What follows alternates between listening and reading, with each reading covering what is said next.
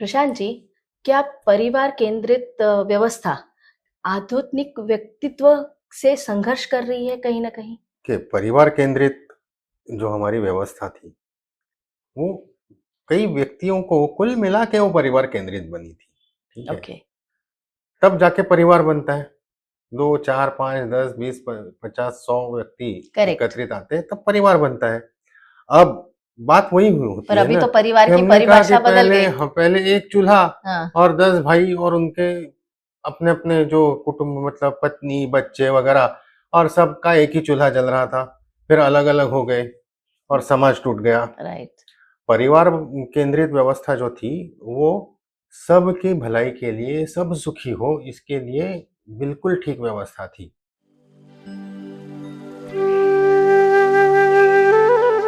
नमस्कार दोस्तों, मिस्टिक भारत गाथा में आपका स्वागत है। आज हम हमारी सीरीज को कंटिन्यू करते हुए प्रशांत जी, ये सब सुनते हुए मुझे ये प्रश्न आ रहा है कि परिवार से समाज और समाज से राष्ट्र, ये कितना मतलब कैसे इम्पोर्टेंट है या कैसे इसको हम आप डिकोड करेंगे? देखिए, परिवार, समाज, राष्ट्र सबकी एक व्यक्ति की भी सबसे बड़ी इच्छा क्या होती है? जैसे व्यक्ति की मोक्ष होती है, वैसे समाज की स्वतंत्रता होती है और राष्ट्र की भी स्वाभाविक रूप से स्वतंत्रता, क्योंकि राष्ट्र ये एक किसी भी समाज ही है, एक समाज का बड़ा रूप है। बड़ा रूप होता है, भव्य रूप होता है राष्ट्र। अब परिवार परिवार भी एक व्यक्ति होगा तो उसकी, मैंने जैसे कहा, मोक्ष ये अपनी उद्देश्य है राइट। जीवन का। हर किसी के जीवन का वही उद्देश्य है, मोक्ष। परिवार का उद्देश्य क्या है? स्वतंत्रता, बिल्कुल। है ना? अच्छा, परिवार स्वतंत्र होना ये तो ठीक है, लेकिन स्वतंत्र परिवार कैसे हो सकता है? क्योंकि देखिए, हमें एक बात समझ लेनी चाहिए, चाहे हम कितना भी कुछ भी कहें, किंतु जैसा कहते हैं ना कि ह्यूमन और man is a social animal, right. ठीक है? हम एक दूसरे के ऊपर निर्भर है, अवलंबी है, ठीक है? तो इसलिए मैं कोई पूर्ण नहीं हूं, मैं अपूर्ण हूं, आप अपूर्ण हो, हम सब अपूर्ण है। बिल्कुल। किंतु ऐसे जब कई अपूर्ण एकत्रित होते हैं तो हम पूर्णांक की तरफ बढ़ते हैं, पूर्णांक बन नहीं जाते। बिल्कुल। इसका एक उत्तम उदाहरण दूंगा आपको। आपने टोयोटा का कभी लोगो देखा है क्या? जी। क्या होता है? ऐसे 3 लंबाकार गोल यस। होते हैं, ठीक है? इंटरलिंक्ड है। हाँ, लेकिन आप उसे थोड़ी बारीकाई से देखिए ओके। तो जो बाहर का जो रिंग है ना, उसको अंदर का टच नहीं करता, ओके। और इसलिए वो कहते हैं Toyota touch the perfection. Okay. और उनकी विचारधारा ये कहती है कि हमें परफेक्ट होना है, लेकिन हम भले ही परफेक्शन के बहुत नजदीक है, लेकिन हमें परफेक्ट अभी तक होने के लिए थोड़ी सी जगह बाकी है, वहां हम अच्छा कुछ करें। वाह। ये टोयोटा की राइट। फिलॉसफी है। इसी प्रकार से पूर्णांक नहीं हो सकता कोई भी, किंतु अकेला तो कोई भी नहीं हो सकता, तो सबको मिलके करना है, ठीक है? इसलिए एक परिवार के अंदर भी हम परस्परावलंबी होते हैं, राइट। एक दूसरे के ऊपर अवलंबित होते हैं, बिल्कुल। निर्भर होते हैं। तो परस्परावलंबन जो है, वो हर एक प्राणी में हमें देखने मिलता है। आप जैसे किसी जंगल में, वन में जाते हैं, गए हैं? बिल्कुल। हाँ, कहाँ? रणथंभौर। रणथंभौर, हाँ, शायद आपने बोला था थोड़ी देर यस पहले। यस। कान्हा वाइल्डर्स भी। हाँ, तो आप देखिए, तो जब टाइगर साइटिंग होती है, हम लोग बहुत खुश हो जाते हैं। जैसे जो घूमने फिरने जाते हैं लोग देखने, राइट। उन्हें बड़ा आनंद उसी के लिए जाते हैं। लेकिन उस समय आपने और क्या वहां पे कुछ निरीक्षण किए, कुछ ऑब्जर्वेशन आपका? यस, मैं जैसे गिर में भी गई थी, हाँ। तो मुझे ये लगा कि जितना आप उनको डिस्टर्ब कम करो ना, वो ज्यादा खुश है। मतलब मुझे ऐसा लगा कि जैसे हम बहुत झुंड झुंड में जाते थे, तो कहीं ना कहीं मतलब उनको ऐसा होता था कि उनकी टेरिटरी है, पर अगर वो पास हो रहे, आप अगर शांति से दूर खड़े हो गए तो आपको परेशान भी नहीं करते, वो आराम से चले जाते हैं। दूसरा एक चीज मैंने देखा कि जैसे कान्हा वाइल्डर्स में अगर वो लायनस, अरे टाइग्रेस आ रही थी, तो पंछियों की अलग अलग अलग आवाजें, हाँ।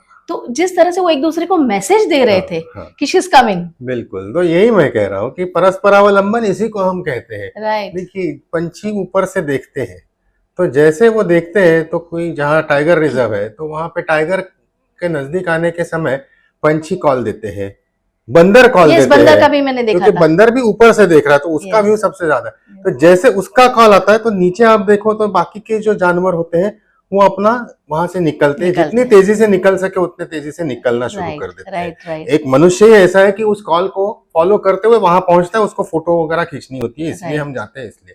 किंतु अन्यथा सब वहां से निकलते तो एक दूसरे के साथ मिलजुल के रहना। राइट। अभी भी वो श्रीलंका में बाढ़ वगैरह आई तो उसमें अच्छे वीडियो आए थे, शायद एक तेंदुआ एक हाथी के पीठ पे बैठ करके सर्वाइव कर रहा हाँ। है। तो देखिए, मतलब ये परस्परावलंबन है। तो यस। इसी प्रकार मनुष्य का भी यही स्वभाव है ओके। कि परस्परावलंबन है ही मनुष्य में।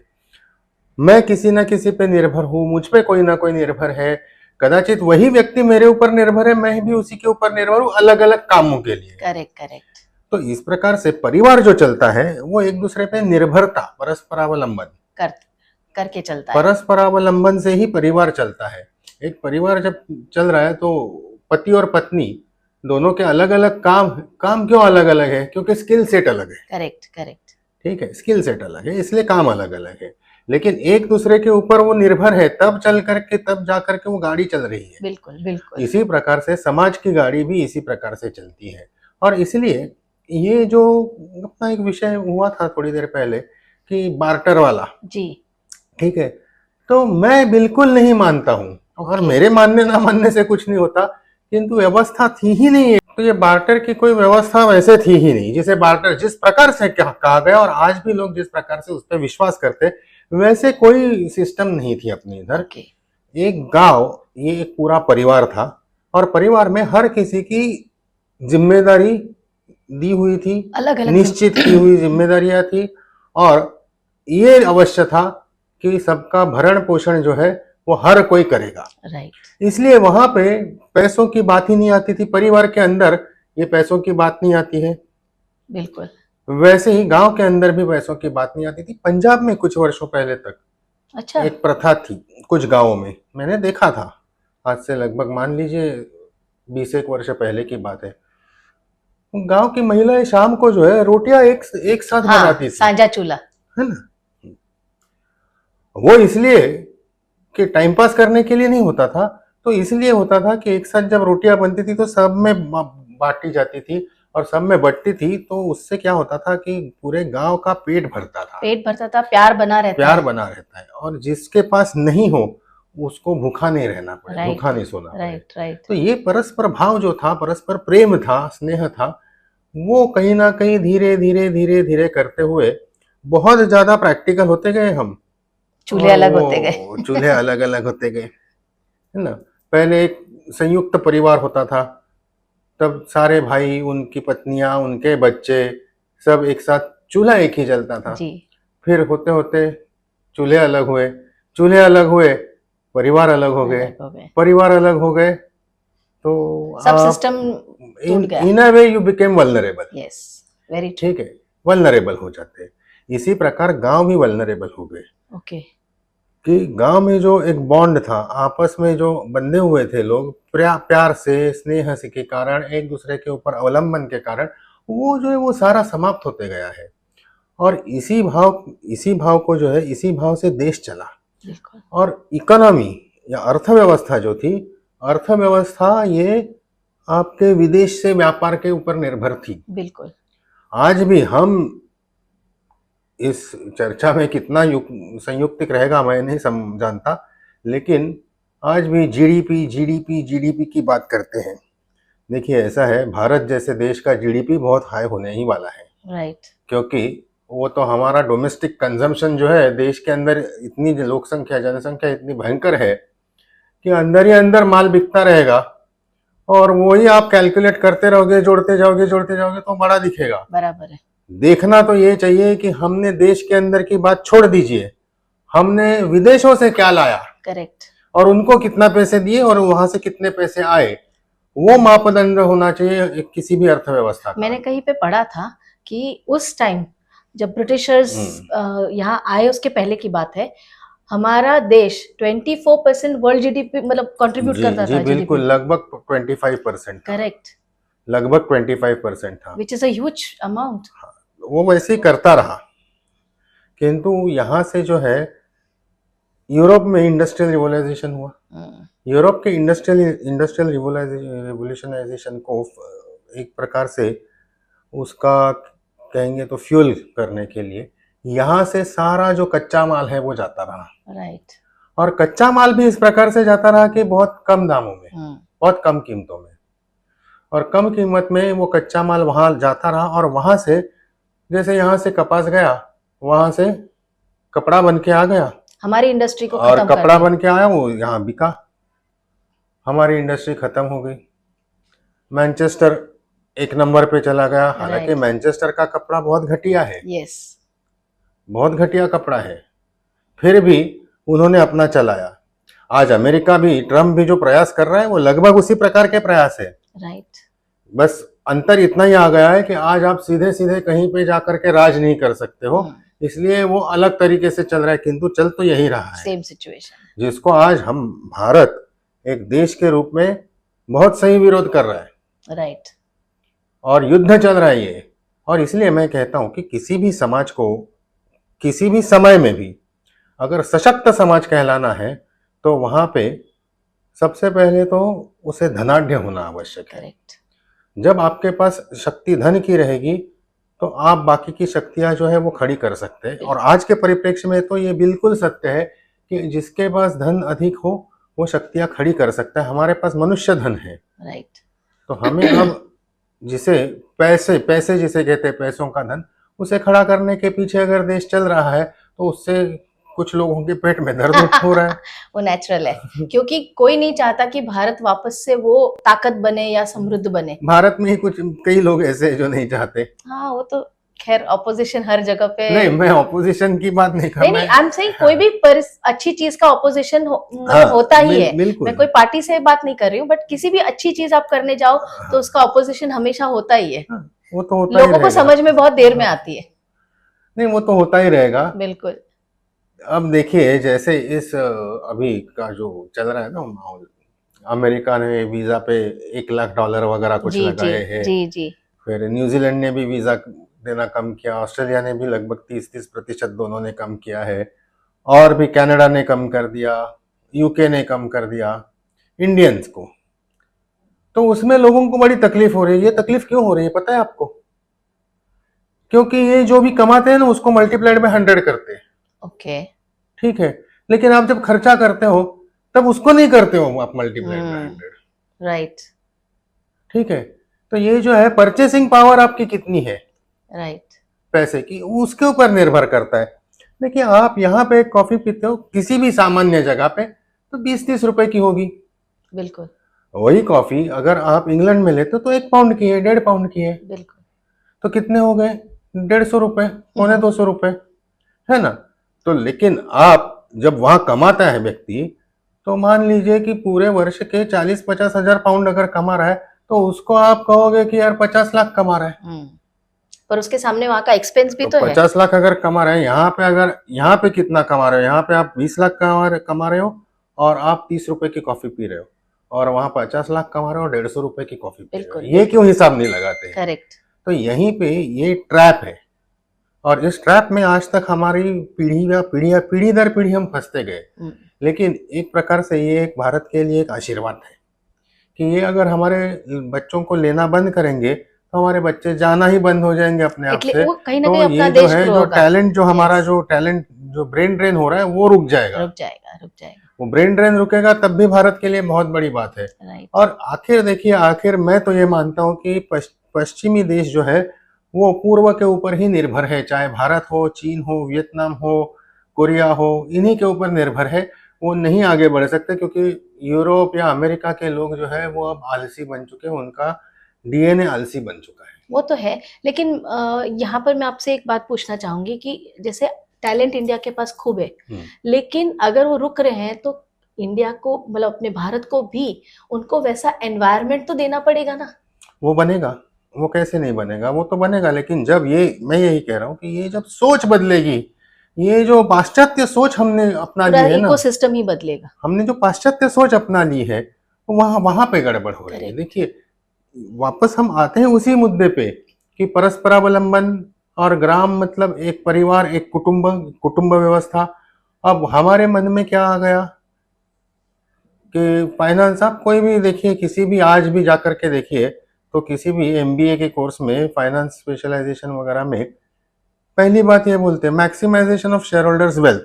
अब जब वो वेल्थ कहते हैं, नहीं तो उसमें वेल्थ का उनको अर्थ समझानी है, ये वही बात है, धर्म और रिलीजन वाली बात गड़बड़ करेक्ट। यहाँ पे आ गई है। करेक्ट। हम जब वेल्थ कहते हैं भारतीय परिप्रेक्ष्य में, सनातन भारतीय परिप्रेक्ष्य में, तो उसका अर्थ ये होता है, धन का अर्थ हम विद्या को भी धन मानते हैं। बिल्कुल। हम केवल पैसों को धन नहीं मानते, हम हर एक वस्तु को हम धन मानते हैं। हम पेड़ पौधों को, यहाँ की हवा को, जल को, पहाड़ों को, सभी को धन मान के चले। इंक्लूसिव। ऑल इंक्लूसिव, ठीक है, इंक्लूसिव हमारा अप्रोच था। और इनका अप्रोच वैसे नहीं था, इनका मैक्सिमाइजेशन ऑफ वेल्थ, मतलब सिर्फ पैसा। पैसे बनाओ, ठीक है, फिर बाकी चाहे जो भी हो जाए, हमें कोई लेना देना नहीं है। एक्सप्लॉयटेशन। एक्सप्लॉइट, उससे एक्सप्लॉयटेशन आ गया। बिल्कुल।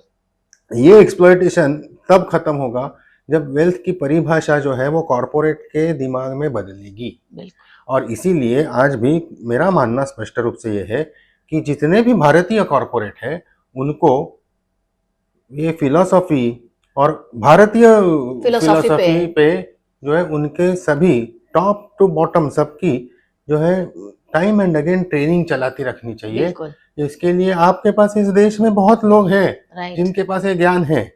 कई ऐसे बड़े बड़े महात्मा बैठे हुए हैं जिनके पास है, उनको आप ससम्मान लाए वहां पे, लेकिन उनको तो केवल कुंभ के मेले में देखने के लिए और वीडियो लेने के लिए हमारे कॉर्पोरेट को जाना होता है। बिल्कुल बिल्कुल। उसको फोटो छोड़िए, सेशंस। हाँ, फोटो सेशन उसको छोड़िए, और वो जो ज्ञान है, उस ज्ञान के भंडार में से कुछ थोड़ा सा 2-4 बूंदे पी लीजिए, पी लीजिए। बिल्कुल। तो बहुत भला हो जाएगा सबका। राइट। क्योंकि आज आप देखेंगे तो भारत में रिलायंस ग्रुप है जी। अडानी है, बिरला है, गोदरेज है, वाडिया है, टाटा है, और न जाने कई है, बहुत सारे। ठीक है। इतने सबके जब हम नाम लेते हैं, तब भी एक सामान्य व्यक्ति के दिमाग में टाटा के प्रति एक अलग भाव होता है। Yes. वो इसी कारण है ना कि उनके लगभग 67-68% जो उनका मुनाफा है, वो समाज के लिए लगा रहे हैं, और इतने वर्षों से और कर रहे काम हम देख रहे हैं, करेक्ट। हर कोई देख रहा है। राइट। तो ये जो है ना, ये उनका जो बैलेंस शीट में जो गुडविल है ना, वो गुडविल का इनका वैल्यूएशन बहुत अधिक है। बहुत अधिक है। इसलिए टाटा ब्रांड का जो गुडविल है वो बहुत अधिक है राइट। अन्य किसी भी ब्रांड के तुलना में। बिल्कुल बिल्कुल।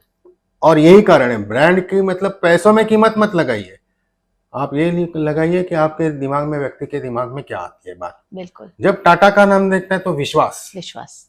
चाहे वो कुछ भी दे दे, यस। वो बाकी किसी का उनसे भी अच्छा हो सकता है, हो सकता है। राइट। लेकिन फिर एक भी भरोसा है कि एक ये हमें भरोसा, चीट नहीं करेंगे। एक विश्वास है यस। कि नहीं, ये नहीं चीट करेंगे। करेक्ट। तो इस बात पे हम सभी को, हमारे पूरे कॉर्पोरेट विश्व को, भारत के कॉर्पोरेट को आना आवश्यक है। जब हम उस लेवल तक आएंगे, तब स्थितियां बदलने लगेंगी। तो उन्हें रोक क्या रहा है? पैसे। ओके। मैंने कहा ना, पाश्चात्य विचार अभी भी दिमाग से जा नहीं रहे, क्योंकि आपके कॉलेजेस में पाश्चात्य विचार सिखाए जा रहे हैं। बिल्कुल। अब ऐसा है कि मान लीजिए कि मुकेश भाई अंबानी ये सोचते भी है, तो अभी उनके यहाँ पे जो हजारों लोग करोड़ों रुपए साल के कमा रहे हैं ना, वेतन के रूप में, वो सारे जो है वो इस व्यवस्था से आए हैं।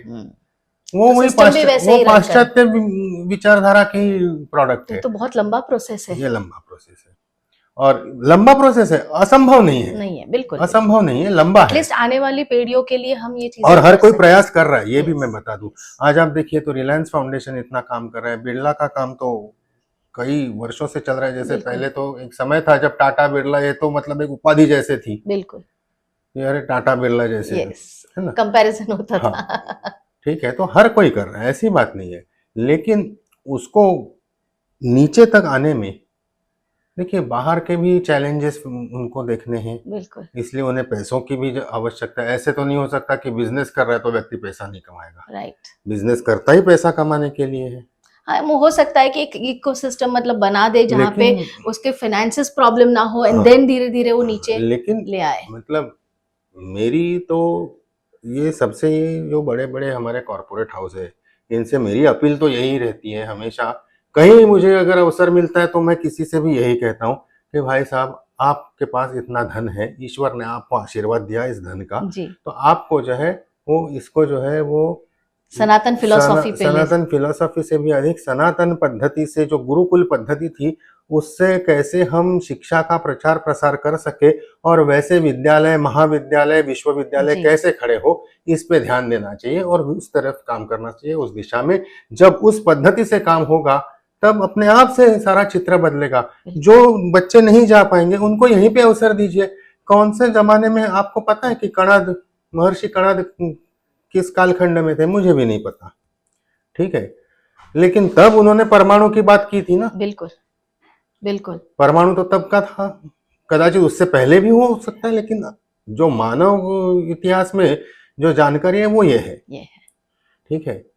आज भी सुश्रुत को चिकित्सा के लिए। चिकित्सा नहीं, सर्जरी, हाँ, वही ना, सर्जरी। हाँ, he was the first surgery, plastic surgeon. ये प्लास्टिक सर्जन।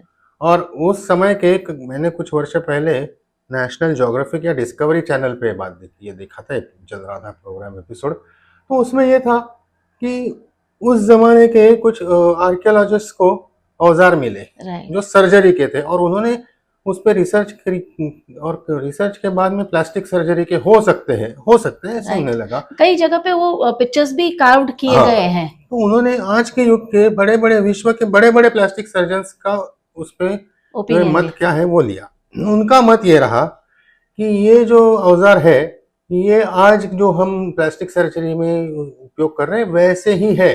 ओह, तो इसका अर्थ है कि उस समय में ये हो रही हो थी रही थी। Plastic surgery. करेक्ट। सबसे बड़ा एग्जाम्पल है ना हमारे पास, शिव जी ने जब गणपति का सिर शीश काटा और हाथी का बिठाया, तो वो प्लास्टिक प्लास्टिक सर्जरी सर्जरी थी। थी, उसको तो माइथोलॉजी कह दिया। यस। हम हमारे अपने लोग माइथोलॉजी मानते हैं, जबकि ये एक्चुअली देखा जाए तो कितना बड़ा सच है ही। वैसे ही है ना कि हमारे इसमें हमारा सनातन का विश्वास है कि 33 कोटि देव है, जी, जी। ठीक है। गड़बड़ कहाँ होती है? कोटि और करोड़ में। हाँ, कोटि को करोड़ कर दिया जाता कोटि है। मतलब प्रकार, यस। तो 33 प्रकार के हैं, जी, जी। करोड़ नहीं है। बिल्कुल। प्रशांत जी, क्या परिवार केंद्रित व्यवस्था आधुनिक व्यक्तित्व से संघर्ष कर रही है कहीं ना कहीं? कि परिवार केंद्रित जो हमारी व्यवस्था थी, वो कई व्यक्तियों को कुल मिला के वो परिवार केंद्रित बनी थी, ठीक है। ओके। तब जाके परिवार बनता है, 2, 4, 5, 10, 20, 50, 100 व्यक्ति करेक्ट। एकत्रित आते हैं, तब परिवार बनता है। अब बात वही होती पर है अभी ना तो परिवार कि की हमने कहा कि परिभाषा बदल गई। पहले एक चूल्हा हाँ। और 10 भाई और उनके अपने अपने जो कुटुंब, मतलब पत्नी, बच्चे वगैरह, और सबका एक ही चूल्हा जल रहा था। फिर अलग अलग हो गए और समाज टूट गया। राइट। परिवार केंद्रित व्यवस्था जो थी वो सबकी भलाई के लिए, सब सुखी हो इसके लिए बिल्कुल ठीक व्यवस्था थी। क्योंकि जैसे हमने पहले से यही कह रहे हैं अपन इस चर्चा में कि परिवार केंद्रित का अर्थ, हम गांव को एक परिवार की परिवार तरह मानते थे। देखा गया था, मानते नहीं थे, वैसे हालात ही वैसे थे, और वैसे इनफैक्ट ही परिवार ही था। हाँ, था ही, वो परिवार ही था। क्योंकि जैसे ग्रह धातु से ही आता है, ग्रह भी एक ग्रह धातु से आता है, ग्रह से, और ग्राम भी उसी धातु से आता है। बराबर। तो उसी ग्रह का एक एक्सटेंशन कहा जा सकता है कि ग्राम था, जी। ठीक है। कि चार दीवारियों के अंदर रहने वाला जो है, जिसे आज हम परिवार समझते हैं, मानते हैं, वो बिल्कुल गलत है। ओके। वो बिल्कुल वो गलत पूरा है। मॉडर्न फिलोसॉफी हो गई वो। हाँ, वो आय फिलॉसफी हो गई, हाँ, वी नहीं जो अपनी हुई, है ही नहीं। जो अपनी है ही नहीं। हम वो वी के मतलब हमारा डीएनए वी वाला है, करेक्ट, करेक्ट। देखा जाए तो हम जो है, हमने हमारा धर्म वहां छोड़ दिया। ओके। ये कहना भी गलत नहीं है कि हमने हमारा धर्म क्या था? हम सब सर्वे, तो उस सर्वे को हमने छोड़ दिया वहां पे, और वहां से हम व्यक्तिवाद पे आ गए। जी। व्यक्तिवाद जो है वो मूलतः देखा जाए तो वो अमेरिका में उत्पन्न होता है। जी। क्योंकि अमेरिका में, जब अमेरिका की खोज भारत समझ करके यूरोपियन राष्ट्रों ने या यूरोपीय देशों ने की, उसे भारत समझ बैठे, तब वहां अमेरिका में जाने वाले लोग कौन थे? अलग अलग जगह से थे सब। जिनके पास मतलब वहां पे यूरोप में कोई काम नहीं था, ना परिवार ठीक से था, कुछ नहीं था, कुछ नहीं था, वो लोग वहां गए। अच्छा, यूरोप के मुकाबले वहां पे जमीन बहुत ज्यादा थी, जी। तो जितनी आपकी ताकत हो उतनी जमीन पे आप काम करो, ये हुआ। लेकिन आखिरकार घूम फिर के ये बात आई कि वहां से परिवार उठ के नहीं गए, राइट। वहां से इंडिविजुअल गए। इंडिविजुअल एक व्यक्ति इस प्रकार से गया। तो वहां जाने के बाद फिर उसने अपना विवाह वगैरह, विवाह बंध होता है कोई, ऐसे राइट। करते करते उसने उसको परिवार बनाना चाहा। हम्म। वो दरअसल देखा जाए तो वो बहुत पुराने समय में, बहुत पुराने जमाने में गए थे, जहाँ पे विश्व तब का खड़ा नहीं था, अटलांटिक के पूर्व का विश्व वहां पे उसका घर पे नहीं था जब वो वहां पे पहुंच गए थे। बिल्कुल। तो वहां से बिल्डअप कर रहे थे। वहां से फिर मैंने किया, ये अहंकार भाव जो है, व्यक्तिवाद से अहंकार झलकता है। करेक्ट। ठीक है। और अहंकार ये बहुत ही जो है ना खतरनाक बात होती है किसी भी प्राणी के लिए। राइट। तो ये व्यक्तिवाद आपको अहंकार का शिकार बना रहा है, और इसलिए परिवार केंद्रित व्यवस्था जो थी उसमें शेयरिंग इज केयरिंग आज सिखाना पड़ रहा है बच्चों को। कुल मिला के ये है कि हमको परिवार केंद्रित व्यवस्था पे पूरे विश्व को जाना पड़ेगा। देखिए, आप अगर गौर से देखेंगे तो हमने एक उदाहरण लिया था टोयोटा का, वो लोगो जी वाला, जी है जी। ना। तो जापान की जो संस्कृति है वो हमारी सनातन संस्कृति ही है। राइट। वहां से ही प्रेरित है। वहां पे एक पंथ जो बौद्ध पंथ है वो अधिक चला। राइट। किंतु इसका अर्थ यह नहीं कि वो गणेश जी को नहीं मानते। आपने कहीं देखा भी होगा, पढ़ने में भी आया होगा, वहां गणेश जी का प्राचीन मंदिर भी है, जी जी। वगैरह वगैरह, काफी बातें हैं। तो वो सनातन संस्कृति के ही उपासक है। तो इसलिए उन्होंने अपनी संस्कृति छोड़ी नहीं, क्योंकि उन पे किसी ने राज नहीं किया था। राइट। और उन पे राज किया भी होगा किसी ने कभी, क्योंकि वैसे अमेरिका ने वो दूसरे विश्व युद्ध के बाद प्रयास किए हैं, यस। लेकिन जापान कभी झुका नहीं, झुका क्योंकि वो अपनी संस्कृति के साथ खड़ा रहा, अपने जड़ों को उसने छोड़ा नहीं। राइट।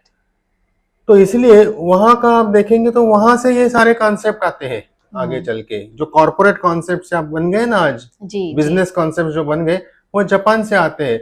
जिसमें एक है कि वी का कॉन्सेप्ट जो है वो वहां से आया। राइट। टीम वर्क, ये कॉन्सेप्ट वहां से आया। करेक्ट। अपना ही कॉन्सेप्ट वहां से वापस आया। अपना ही कॉन्सेप्ट वहां से अमेरिका जाता है, अमेरिका जाता है तो यूरोप ले लेता है, यूरोप लेता है तो हम सोचते हैं कि अरे वाह वाह, ये तो बहुत नई बात है। जबकि ओरिजिनली अपना जबकि है। यहीं से शुरू हुआ है। करेक्ट। और उन्होंने उसको जतन करके रखा, हमने उसको छोड़ दिया। कहीं ना किसी भी कहीं कारण ऐसा से। लग रहा है कि सब चीज छोड़ के हमें वापस अपनी ही जड़ों में डीप डाइव करना चाहिए। तो मुझे लगता है यहीं से हमें बहुत सारी चीजें मिल जाएगी। यहीं पे है, यस।